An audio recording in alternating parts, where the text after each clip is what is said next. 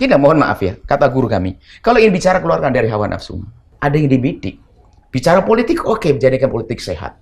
Saya pengen ada buat lagu judulnya begini. Coba, barangkali musik. Judul lagu akan jadi tren di tahun ini. Oke. Bahasanya apa?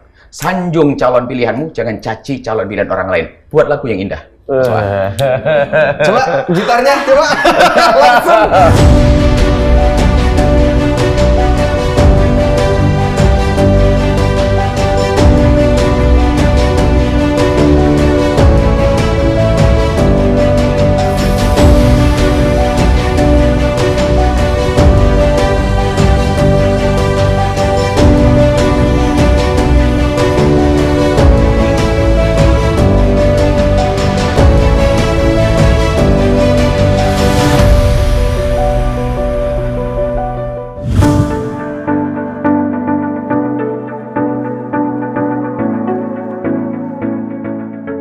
Assalamualaikum warahmatullahi wabarakatuh. Alhamdulillah wa syukurillah. Kali ini saya Mario Irwinsyah bersama Buya Yahya kedatangan tamu spesial. Yes, vokalis Wali, siapa lagi bukan kalau Mas Faang. Kira-kira serunya bahas apa ya? Nah, ini mumpung ada anak band, kita bahas tentang musik dari segi Islam, seru juga kayaknya ya. Pada penasaran kan seperti apa hukumnya? Nah, biar plong kita tonton sama-sama. Lagu Wali itu keren katanya. Kenapa? Tapi kenapa harus ada di tempat karaoke katanya gitu. Terus pas saat gue lagi megang minuman gitu katanya, saat sama perempuan tiba-tiba teman gue nyetel lagu deng deng deng deng deng deng deng, langsung begini tuh. Ingat mati. Katanya begitu. Itu kenapa lagu harus ada di karaoke katanya gitu.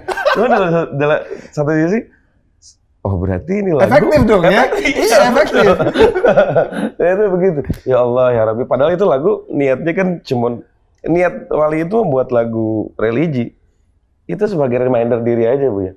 Kalaupun misalnya satu saat ada yang tergerak hatinya gitu, itu mah bonus aja dari Allah gitu.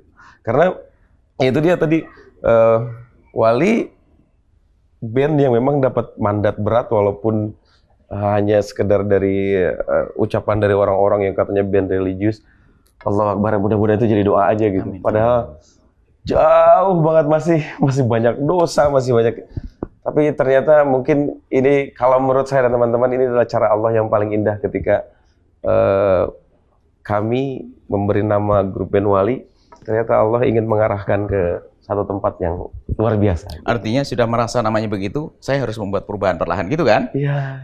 Nah, tapi sebenarnya itu kan kalau buat saya khususnya dulu yang nggak tahu tuh kan bingung ya Bu ya gitu. Jadi sebenarnya musik boleh nggak boleh itu gimana sih Bu ya sebenarnya? Baik, bismillah. Jadi gini ya, musik pada dasarnya adalah suara yang keluar dari sesuatu yang mubah dari benda-benda biasa. Oh gini. Gitu. Apa saja, dari besi, dari apa dan sebagainya. Kemudian telah mengeluarkan satu suara yang dipadukan dengan suara yang lain menjadi suara yang bisa enak didengar dan seterusnya. Dan tentunya setiap bangsa itu kadang punya jenis musik yang berbeda-beda ya. Ada Jawa, ada gamelan, mungkin ada di Indonesia ini ada angklung segala macam. Tentunya di negeri-negeri yang lain kan juga ada yang berbeda-beda. Hanya perlu kita pahami apakah benar bahwasanya musik itu adalah boleh atau tidak boleh. Ini kan perlu kembali kepada pendidikan yang sesungguhnya. Apa sumber halal haram kan dari Allah dan Rasulnya, dan bagaimana para ulama memahami. Nah, ada satu riwayat memang yang selama ini memang selalu diangkat, dan riwayat itu benar memang. Satu hadis sahih. Cuman benarnya sebuah riwayat itu bukan berarti langsung mengarah kepada sesuatu yang saat itu kita bincangkan. Contoh dalam satu hadis. Dan tidak ada yang benar kecuali satu hadis ini. Semuanya hadis tentang musik ini adalah riwayatnya diperselisihkan banyak, bahkan ada yang palsu dan sebagainya. Yang benar satu riwayat dari riwayat sahih yang berbunyi la yakunanna fi ummati aqwamun yastahillunal hirra wal khamra wal harira wal khamra wal ma'azif.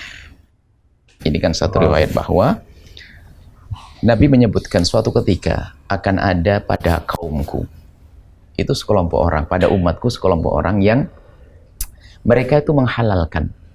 Berarti semua yang haram tiba-tiba dihalalkan sama dia. Jelek apa baik? Jelek kan? Jelek. Sudah jelas haram, kenapa berani menghalalkan? Al-hirra. Hirra itu adalah zina. Perzinaan. Al-harir adalah sutra. Wal khamra jelas khamr. Wal ma'azif ini perlu penjelasan. Apa itu ma'azif? Kan ya? Coba kita sekarang bicara sederhana dulu.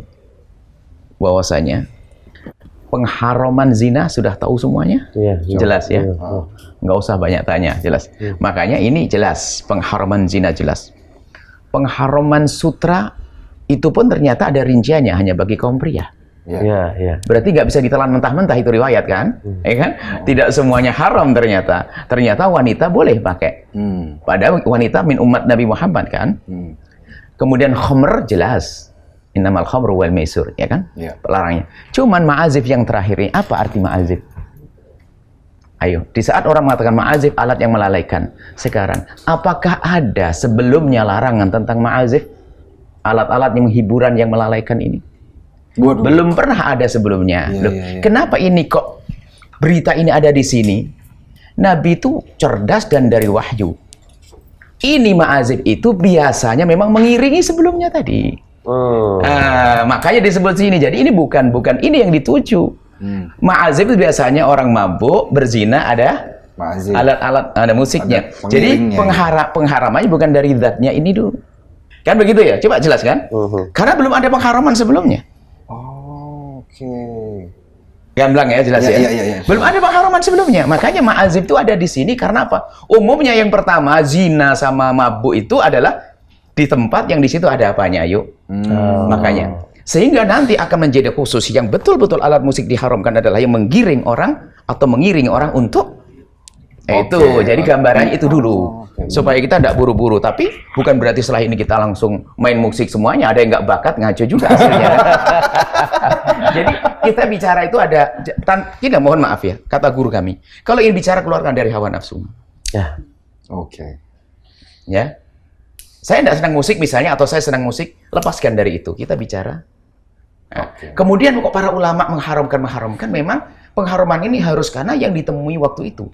Yang bisa bermain musik biasa memang orang yang mengiringi ini. Sehingga seolah-olah pakai penjelasan, jangan.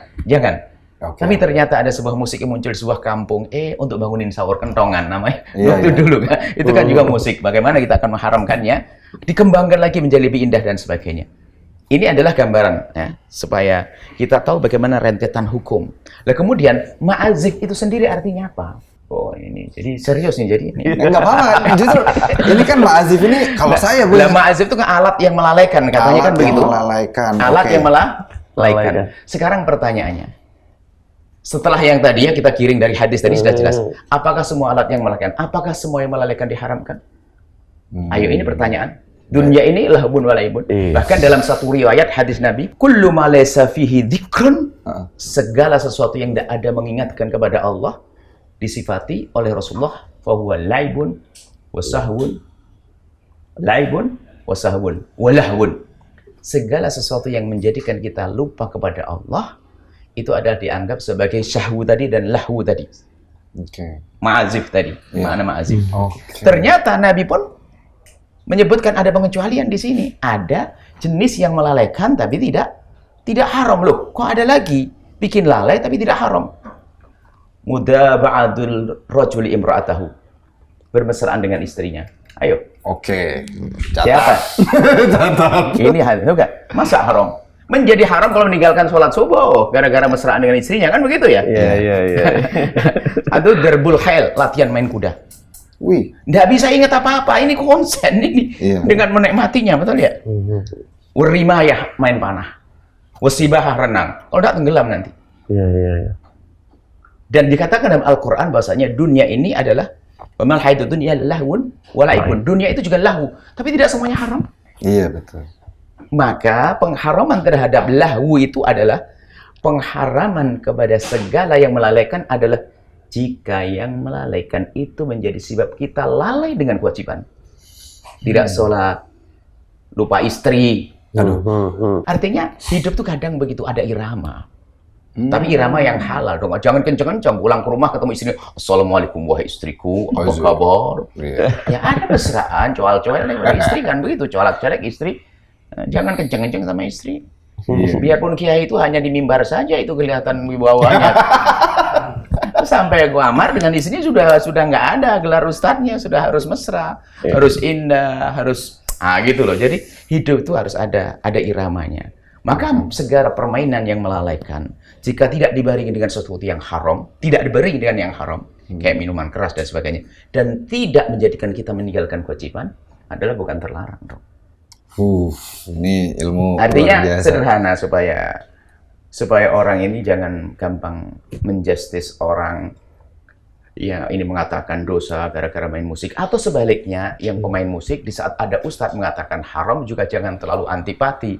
Barangkali kita tidak dengar semua ceritanya, hanya kita motong belakangnya, kenapa kok saya dimusuhi kan gitu. Tidak, ustadz pun tidak ada musuh musik ya, akan tapi semua ingin mengarahkan, ayo bagaimana kalau musikmu, lagumu itu menjadikan orang besok jadi silaturahmi dengan saudaranya, nggak rebutan waris, ya kan begitu ya. Ada satu lagu yang menjadikan kita nggak rebutan waris, satu lagu yang menjadikan kita semakin sayang istri, kan boleh-boleh aja kan. Itu loh. Maksudnya kita ingin pemusik itu di saat membuat satu lagu ada yang dibidik. Bicara politik, oke, menjadikan politik sehat. Saya pengen ada buat lagu judulnya begini. Coba nih, barangkali pemusik. Judul lagu akan jadi tren di tahun ini. Bahasanya apa? Sanjung calon pilihanmu, jangan caci calon pilihan orang lain. Buat lagu yang indah. Coba gitarnya, coba langsung. Supaya dalam berpolitik ini sehat. Jadi habis biarpun beda pilihan bisa minum teh bersama. Ingat, sanjung pilihanmu sesuka hatimu, tapi jangan caci pilihan orang. Loh, kalau buat lagu begini boleh enggak? Boleh, oke dong. Sehingga negeri ini bisa tentrem gara-gara ini. Bahkan yang mulai mencaci pilihan orang lain langsung diejek sama lagu ini. Ada, kalau zaman dulu para ulama-ulama seperti kalau kita kembali kepada kisah Wali Songo yang mereka menekuni dunia seni juga karena melihat bahwasanya jiwa-jiwa umat itu banyak yang lembut gara-gara hiburan ini, sehingga lembutnya hati ini bisa dimasuki dengan pesan-pesan kemuliaan. Orang kalau lagi marah susah dinasehati, ya kan? Maka kalau lagi ngomong kan, lagi kalau nasihati istri tercinta jangan lagi menjelang head ya suka marah-marah, harus tahu diri dong. Atau lagi masak panas-panas. Jadi kalau nasihati lihat lagi senyum, lagi ini baru kita masukkan salam. Bahkan kalau menasihati pesen dulu ngomong dulu, yang aku mau nasihati boleh enggak kira-kira? Nah, ngomong dulu kalau nasihati istri, nasihati langsung ketebak-ketebuk gitu. Apalagi sambil belajar online ya.